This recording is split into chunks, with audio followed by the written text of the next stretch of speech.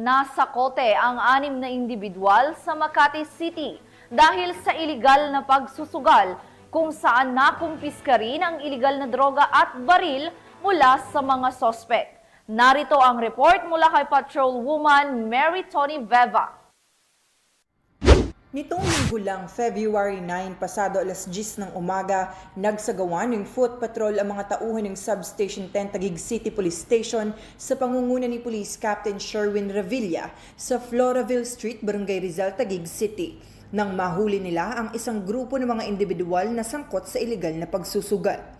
Ang operasyon ay humantong sa pag-aresto ng 6 na individual na kinilalang sina alias Glendolf, alias Anjo, alias Ronnie, alias Elmer, alias Myra at alias RJ na lumabag sa Presidential Decree 1602 hinggil sa iligal na pagsusugal, Republic Act 9165 tungkol sa iligal na droga at Republic Act 10591 tungkol sa iligal na pagmamay-ari ng baril. Nakumpiska mula sa mga sospek ang kabuoang halaga na 700 pesos bilang pustahan sa iba't ibang denominasyon at 3 pirasong piso na ginamit bilang flip coin. Ayon kay Police Captain Sherwin Revilla, Substation Commander, ukol sa kanilang ginawang body search sa mga sospek ay nakuhanan pa ang iba ng iligal na droga at iligal na baril.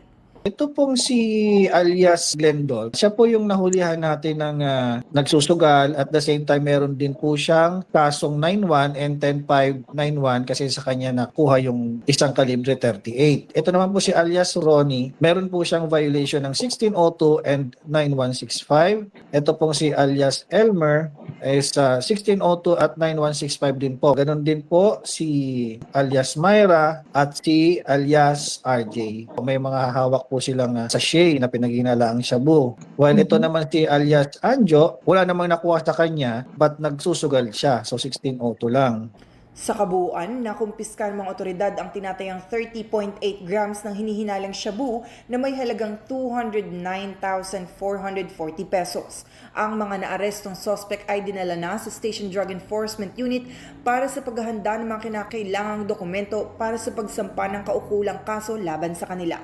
Mula dito sa Southern Police District, ako ang inyong PNN correspondent, Patrolwoman Mary Tony Veva, alagad ng batas, tagataguyod ng Balitang Pulis.